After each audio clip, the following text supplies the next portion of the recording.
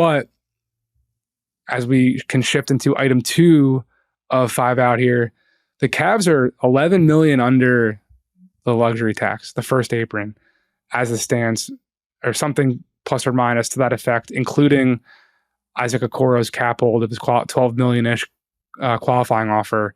And Cleveland, to my understanding, does not want to go into the apron this year, especially being that they are going to be paying into the tax as they pay all these dudes into the future. So Okoro remains number one of the, I mean, I don't know what number he is after Tyus Jones is off, but he's got to be in the top handful of best players available on the open market in theory. Although how open when you're a restricted free agent, which is part of why he is still unsigned and part of why his situation remains undetermined. I know there was some reporting about there being like a Nets package idea where he would go to Brooklyn and there'd be something with Dorian Finney-Smith going back. I don't think that those talks ever got really, really substantial to my understanding. And also to my understanding, I just don't think it could even happen right now after the salary stuff has all shifted out. Like, I don't think Brooklyn has the room to make that happen. And that bringing back Dorian's like $14 million would be challenging for that first apron stuff that we're talking about with Cleveland in general. So I think, Okoro could very easily just take that 1-year qualifying offer that, for very different circumstances, we saw Miles Bridges just do in Charlotte, and it worked out for him. Cleveland, in certain situations with certain teams, I could see, and this happens, you could see a team like kind of burying a guy in a rotation if like he doesn't exactly take the deal that they would like. Like, generally speaking, Cleveland's business of operations is, we're Cleveland. We're not exactly a long-term free agent destination. We like to get guys locked in for 5 years. Like Darius Garland, I remember when his super max max extension came out a year ago, 2 years ago. Like, it was full 5 years, no player option. And because the Cavs don't want their players to get an option pretty typically. Like, my understanding, why wouldn't Cleveland be trying to get Okoro on a longer-term deal? I think it would benefit him. And, the $12 million mark at that QL is going to serve as an obvious benchmark for what his general salary range is going to be. So I think that deal will get done. It's just a matter of how many years, I think. And that's kind of going to be a sticking point that's just what Cleveland does. That's their operations here.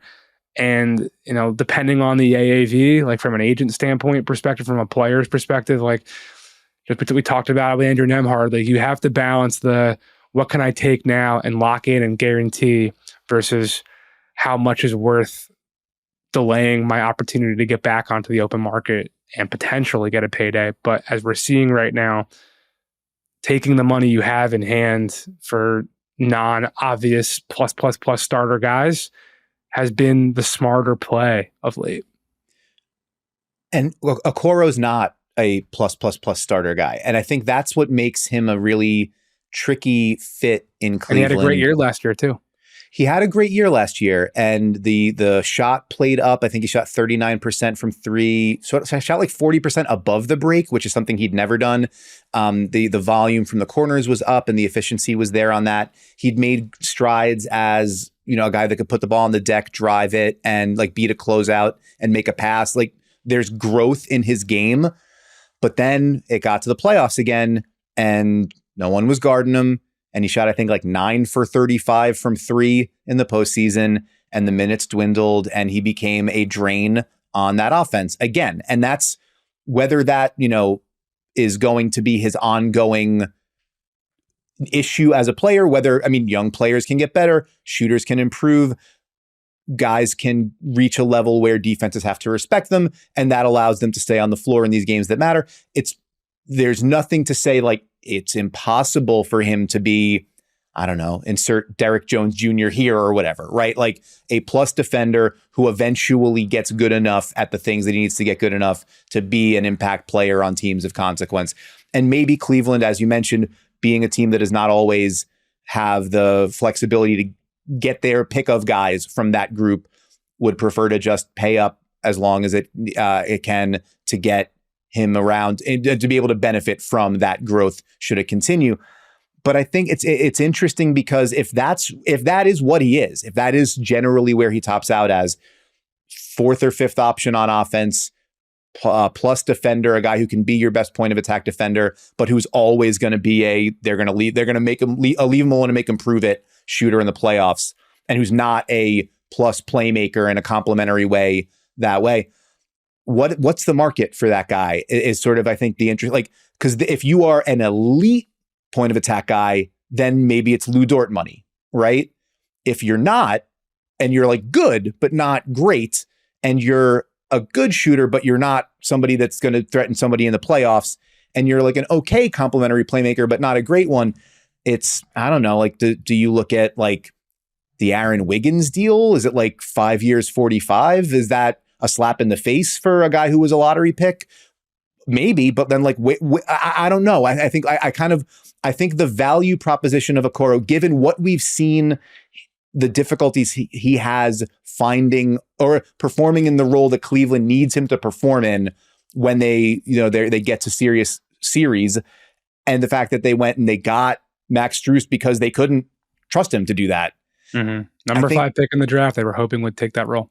Yeah, and so it puts him the general squeeze of restricted free agency. We talk about this at this point every summer. I feel like I wrote about it with Eric Bledsoe in Phoenix like a decade ago. Like, this is the trap these guys get in. You are good and you think you deserve X, but the system it puts you in a position to get squeezed for Y. I don't know. I would be surprised if it didn't get done, because I can't imagine there's going to be a team like knocking down the door to say, well, let's gin up enough money to create an offer sheet for him. I don't see that happening. Yeah, but I think Charlotte was a team to keep an eye on for him if Miles Bridges didn't go back, if he went somewhere else. But yeah, that option went off the table after he re-signed for a lot of money. Yeah, and at this point in the offseason, there's not large available pools of money out there for teams that seem like they would really benefit from taking a big swing on a underperforming top 5 pick, So I don't know. I bet he goes back there, but I wouldn't be surprised if there was maybe some hard feelings about it ultimately at the way that it all gets done. I wouldn't necessarily say hard feelings. He did shoot 40% from 3, give him some flowers there. I think, again, just a lot of figuring out this stuff is using the puzzle clues that you were already given. Sometimes it's a math equation and you're using the variables you already have and you're solving for X. That $12 million QO is just, naturally speaking, like, when you look at these situations, it is the ballpark because it's already there. The 1 year, $12 million has been offered because they did not rescind that offer. So it's the starting point. It's the wiggle room that you could go back and forth.